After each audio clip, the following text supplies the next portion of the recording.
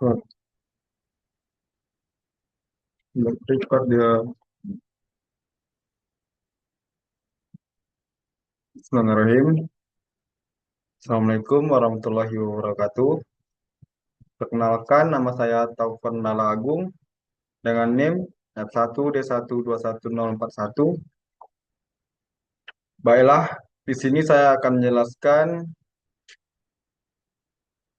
analisis wet process dan dry process pada pembuatan semen.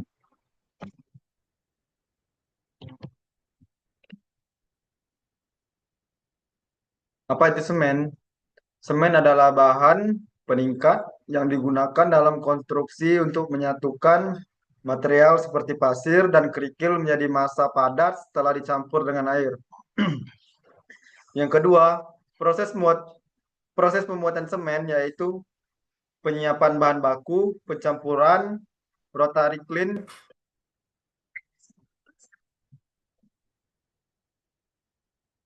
proses yang kedua itu ada proses pembuatan semen yaitu penyiapan bahan baku, pencampuran, rotary kiln, pendinginan klinker, penggilingan akhir, pengemasan, dan distribusi. Di sini ada dua metode, wet process dan dry process. Tujuannya yang pertama menjelaskan tahapan proses pada wet process dan dry process. Yang kedua, menganalisis kelebihan dan kekurangan masing-masing proses. Yang terakhir, menentukan faktor yang mempengaruhi pemilihan metode dalam industri semen. Apa itu wet process? Wet process pada pembuatan semen adalah metode di mana bahan baku dicampur dengan air hingga menjadi bubur halus.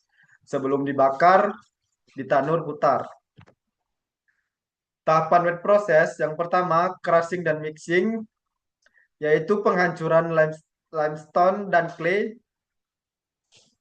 Yang kedua, slurry preparation, yaitu penambahan air dan penggilingan hingga halus.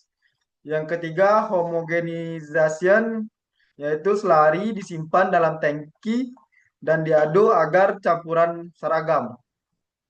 Yang keempat ada heating in kiln, yaitu slurry dipanaskan, air diuapkan dan berbentuk klinker.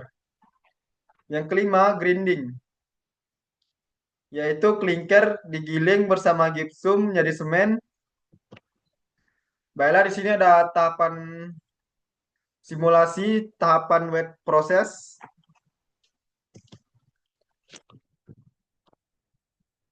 Baiklah, di sini ada kelebihan dan kekurangan wet process.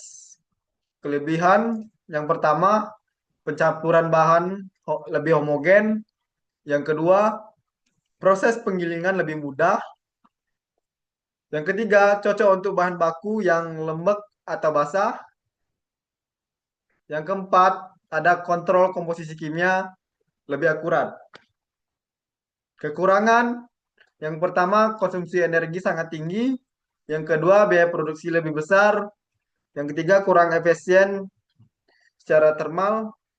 Yang keempat, tidak ramah lingkungan. Yang kelima, tidak cocok untuk pabrik modern berskala besar.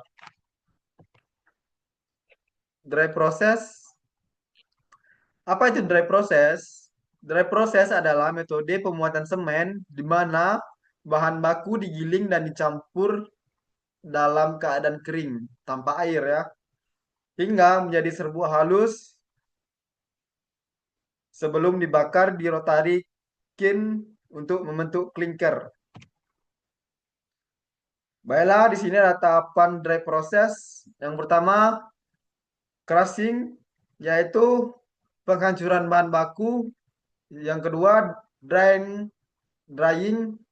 dan grinding, pengeringan dan penggilingan menjadi raw mill. Yang ketiga, blending, yaitu pencampuran kering untuk komposisi seragam. Yang keempat, heating, yaitu proses kalsinasi dan pembentukan klinker. Yang terakhir, grinding, klinker dicampur gipsum, digiling menjadi semen dan siap pakai. Baiklah, di sini ada tahap tahapan dry proses simulasinya. Kelebihan dan kekurangan dry proses. Kelebihan yang pertama, efisiensi energi lebih baik. Yang kedua, ramah lingkungan. Yang ketiga, lebih ekonomis dalam penggunaan air. Yang keempat, kualitas produk lebih konsisten. Yang kelima, lebih mudah dikontrol secara otomatis. Yang terakhir, biaya pengolahan limbah lebih rendah. Kekurangannya, yang pertama, debu sangat tinggi. Yang kedua, perlu bahan baku dengan kadar air rendah. Yang ketiga, konsumsi energi tinggi pada tahapan awal. Yang keempat, peralatan lebih mudah, peralatan lebih mahal di awal. Yang kelima, kurang cocok untuk bahan baku yang lengket atau mengandung lempung tinggi. Di sini ada perbandingan wet process dan dry process. Nah, yang pertama itu bentuk bahan slurry atau basah, serbuk, kering. Yang kedua itu konsumsi energi tinggi, wet process tinggi, konsumsi bahan bakarnya sangat tinggi. Dry process rendah untuk konsumsi untuk konsumsi energi. Selanjutnya bahan bakar, wet process boros, dry process hemat, kebutuhan air, wet process banyak, dry process sedikit, homogenisasi, wet process mudah, dry process sulit. Debu rendah, tinggi, biaya awal, wet process rendah, dry processnya tinggi, biaya operasi, wet process tinggi, dry process rendah, efisiensi, wet process tinggi. Untuk dry process rendah, efisiensi, wet process rendah, dry process tinggi. Dampak lingkungan, untuk wet process kurang ramah, kalau untuk dry process lebih ramah. Faktor pemilihan proses. Yang pertama, kelembapan bahan baku. Yang kedua, konsumsi energi. Yang ketiga, biaya operasi. Yang keempat, kualitas homogenisasi bahan.